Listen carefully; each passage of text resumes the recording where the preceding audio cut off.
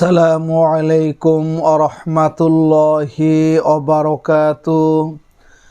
আপনারা দেখছেন মফিদি মিডিয়া, সাথে আছি আমি মনসুরুল হক মফিদি।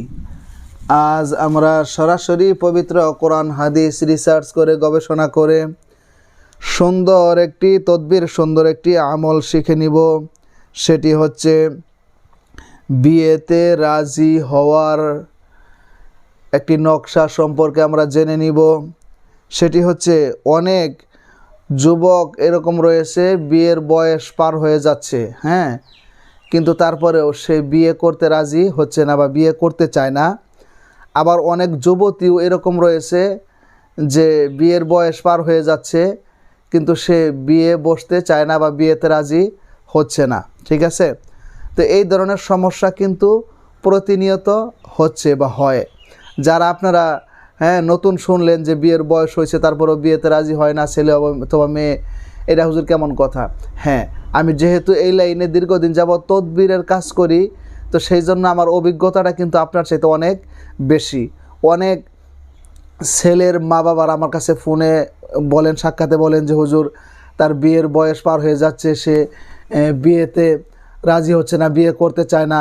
বা অনেক মেয়ের মা বাবারাও আমার কাছে বলেন দেশ ও বিদেশ থেকে যে হুজুর আমার মেয়ের তো বিয়ের বয়স অনেক হয়ে গেছে, তো এখন সে বিয়ের দিকে সে দাপিত না, সে বিয়ে করতে চায় না, বিয়ে বসতে চায় না, সে সংসারমুখী না, সে এলোমেলোভাবে চলতে চায়। তো এই ধরনের সমস্যা কিন্তু আছে। তো এই ধরনের সমস্যা যদি থাকে, আজকে একটি নকশার মাধ্যমে আপনাদেরকে আমি সুন্দর করে নিয়ম বলে দিব। ইনশাল্লাহ সেই ছেলে এবং মেয়ে বিয়েতে রাজি হয়ে যাবে।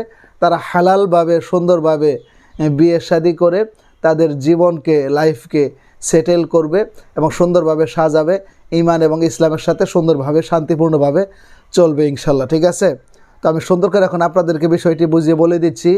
যদি ভিডিওটি বুঝতে কোনো সমস্যা হয় অথবা সরাসরি এই 30 পারা কোরআনুল কারীম থেকে যে কোনো বিষয় শিখতে, জানতে, বুঝতে, যে কোনো বিষয়ের তদবির করাতে, যে কোনো বিষয়ের কাজ করাতে, যে কোনো বিষয়ের রুকায়া করাতে, বিশ্বের যে কোনো প্রান্ত থেকে ভাই হিসাবে এবং বন্ধু হিসাবে অথবা আপনার যে কোনো আপনজন হিসাবে আপনি সরাসরি আমি মনসুরুল হক মফিদির সাথে যোগাযোগ করে মনের কথাটা আমাকে জানাতে পারেন। ইনশাল্লাহ আমি কোনো পিএস দিয়ে কথা বলাই না, সরাসরি আমি নিজেই কথা বলি।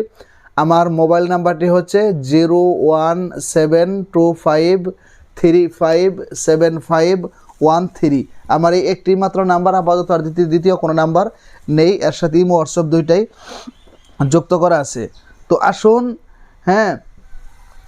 আসলেই মানুষের যে কত ধরনের সমস্যা পৃথিবীতে আছে, এটা আসলে মানুষের সাথে না মিশলে বা এই লাইনে কাজ না করলে হয়তো এতটুকু জানতাম না বা বোঝার অভিজ্ঞতা হয়তো না। ঠিক আছে, তো এই ছেলে এবং মেয়েদের এই বিয়েতে রাজি না হওয়া নিয়ে অনেক মা বাবা পেরেশানির মধ্যে রয়েছে। তো যাতে আসলে সময় মতো বিয়ে শাদী করা বা বিয়ে বসা, এটা কিন্তু খুবই গুরুত্বপূর্ণ একটা জিনিস। সময় মতো বিয়ে শাদী না করলে হয়তো তার লাইফটাই অন্যদিকে মোড় নিতে পারে, অন্যদিকে ঘুরে যাইতে পারে, বা সে গুনাহের দিকে কি হইতে পারে, দাপিত হতে পারে, সে উশৃঙ্খলার দিকে চলে যেতে পারে।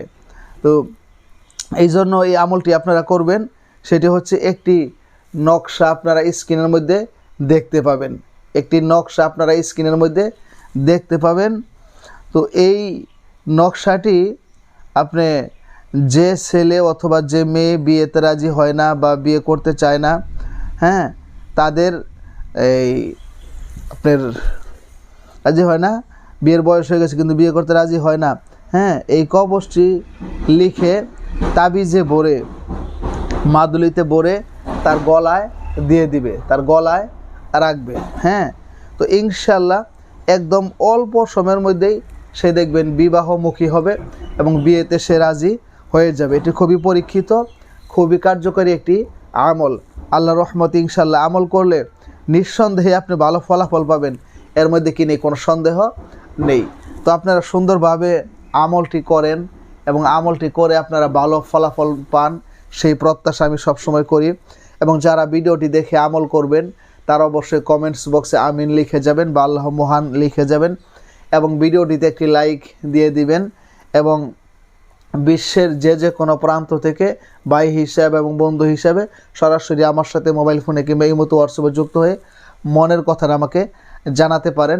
ইমোতে হোয়াটসঅ্যাপে যদি যুক্ত হইতে না পারেন সরাসরি আমার এই নাম্বারে ফোন দিয়ে বলবেন যে হুজুর আমাকে ইমোতে অথবা হোয়াটসঅ্যাপে যুক্ত করেন, আমি এই সাইট থেকে যুক্ত করে দিলে আপনি খুব সহজেই আমাকে পেয়ে যাবেন। কারণ অনেক মানুষ তো যুক্ত হয়, অনেক সময় সাইট থেকে যুক্ত হওয়াটা একটু কঠিন হয়ে যায়, কারণ একটাই মাত্র আমার নাম্বার, দ্বিতীয় নাম্বার তার ব্যবহার করি না। ঠিক আছে, তো সেই প্রত্যাশায় আজকের মতো এখানে বিদায় নিচ্ছি। আল্লাহ পাক রব্বুল আলামিন আপনাদেরকে সুস্থ রাখুক, সুন্দর রাখুক, ঈমানের সাথে রাখুক, ইসলামের সাথেই রাখুক, পবিত্র কোরআনুল কারীমের সাথেই রাখুক, সুখ এবং শান্তির সাথে জীবনযাপন করার তৌফিক দান করুক, সেই প্রত্যাশায় আসসালামু আলাইকুম ওয়া রাহমাতুল্লাহি ওয়া বারাকাতুহু।